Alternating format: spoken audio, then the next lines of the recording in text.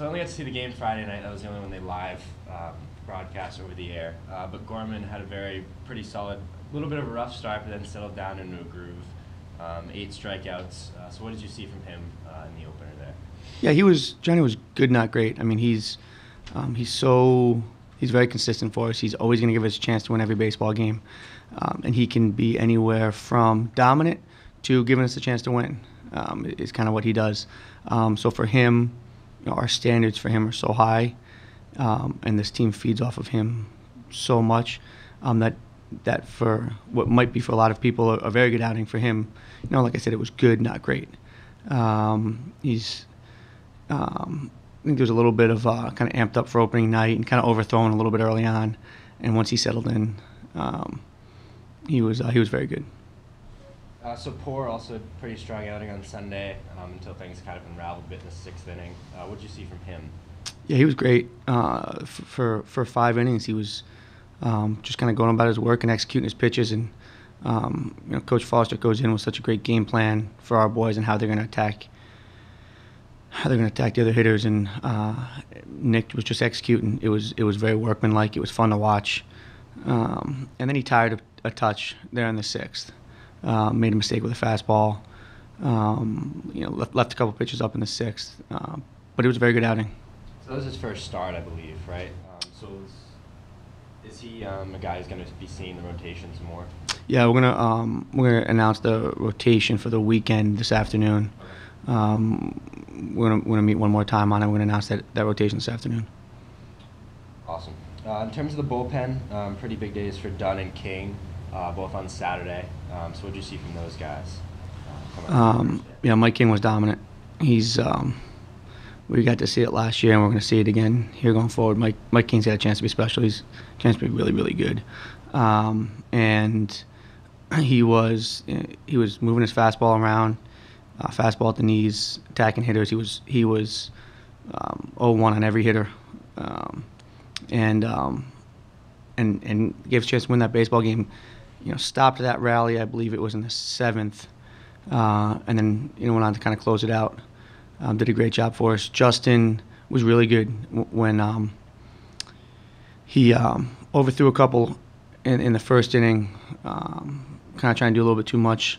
And then, again, probably similar to Johnny, kind of first outing jitters, a little amped up, and then sort of settled in and was really, really good. So both kind of short appearances for the starters on Saturday. Is that something you think is just early on in the season, like the jitters you mentioned? Or? Well, we've got them on. We're very, very conscious about taking care of our kids' arms, and so they were only available. All of our starters were only available really for about 85 pitches, opening weekend, and we'll extend that out a little bit this weekend. So we didn't expect any of them to give us 8.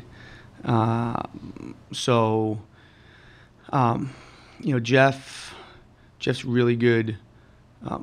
Both those boys, Jeff and Jesse. At times in their outings kind of got to throwing instead of pitching, and when they kind of focus on executing their pitches and let their stuff play, they're both really, really good. They're both gonna be really, really good for us. So the length of their outings didn't surprise us a ton because their pitch counts. In the future, they'll be able to kind of just be more efficient with their pitches and be able to extend that out a little bit. One thing I really noticed from the box score, really high strikeout to walk ratio. I think it was like 45-9. So is that something you kind of expected coming in, or was that kind of a surprise for you? As far as our arms, it's something that we like. I mean, that's something that you work towards, something that Coach Foster has been preaching to these boys. And strike one, obviously everything starts with that. So is it something that we expect? Yeah, it's what we like. It's what we want. When you're playing good teams, you can't give them free bases, whether it's a walk or an error or anything. So it's something that we expect and believe this team can do. On the hitting side of things, squad that hit like around 250 last year, they hit 296 over the weekend. How great is it to see that from you guys? It's great, but it's not surprising.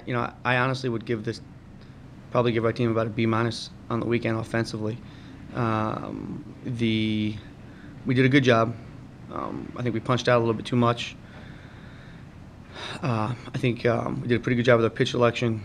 I think we could execute a couple more situational stuff a little bit better. But overall, it was good, and I think that's exciting to look at a team that, exactly like you said, scored a bunch of runs, hit 296 on the weekend, and I didn't leave that weekend saying we were unbelievable. I thought we were good, and I think that's something that we can kind of continue all year. And especially when you look at guys like, like Chris and Joey and Johnny, who had good weekends, but they're going to continue to get better. So I was happy with where this team was offensively, but there's definitely room to improve. Chris Shaw, as you mentioned, a guy I think he was watched 4 times intentionally over the weekend, a few times beyond that. So where does that fit into kind of your lineup and how the other guys think about their roles? Yeah, I think everybody sort of understands that teams coming in sort of game plan around Chris, and it makes sense. Chris is one of the guys that when he's coming up, you don't leave your seat. Nobody goes and gets a hot dog while Chris is coming up to hit. It's kind of similar to the excitement. When Johnny Gaudreau was here last year and he touches the puck and everybody kind of gets excited. When Chris walks the plate, people kind of get excited. So, but the other team also wants to make sure that doesn't happen. We all know that. We all understand it. And we sort of thrive off that. But at the same time, we know that this is not just a Chris Shaw show. We've got 3 guys in front of him that are dangerous and can do some things. And Mike Strum had a very good weekend kind of cleaning up some of what they set up for us by walking Chris Shaw, pitching around him. And, this conference and our opponents coming up are going to start kind of realizing that Mike Strum's pretty good, so if you spend too much time worrying about pitching around Chris Shaw, then you're going to get beat by Joey Cronin and Mike Strum, I believe. And Chris will get his situation. He'll get his pitches to hit in certain situations, and when he does, he'll do some damage. So do you anticipate any big lineup changes for this weekend? I don't think so. We're sort of moving some things around, maybe a spot here or there, give some of these freshmen some opportunities in different spots. But I don't see any sort of major changes. The guys that we were sort of, there were some spots that there were some battles in, and guys like Logan and Gabe and had great weekends. Both those guys are looking like they're turning into the type of players that we believe they can be, which is very, very good college baseball players. So it was Donovan Casey who started at DH Friday night, came out with an injury. Yeah. Yeah, he rolled his ankle going into third. Donovan's going to be really good here, and he's going to have a bunch of chances to get in the lineup. He is, as of right now, questionable for the weekend.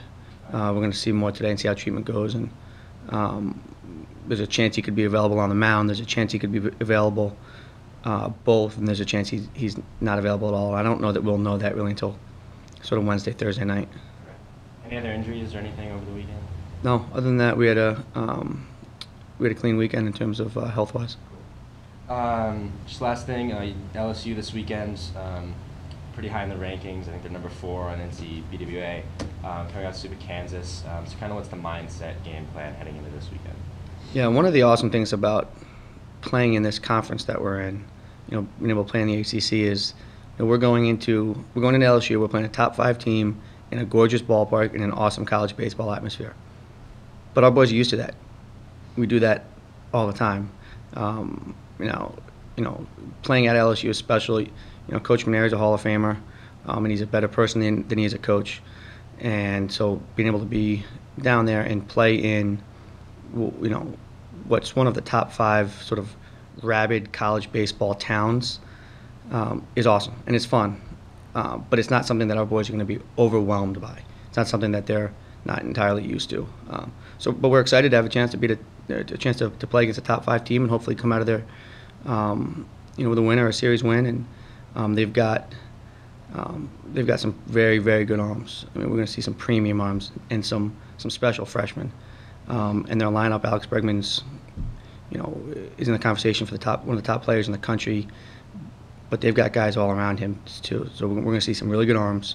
We're going to see a really, really good lineup.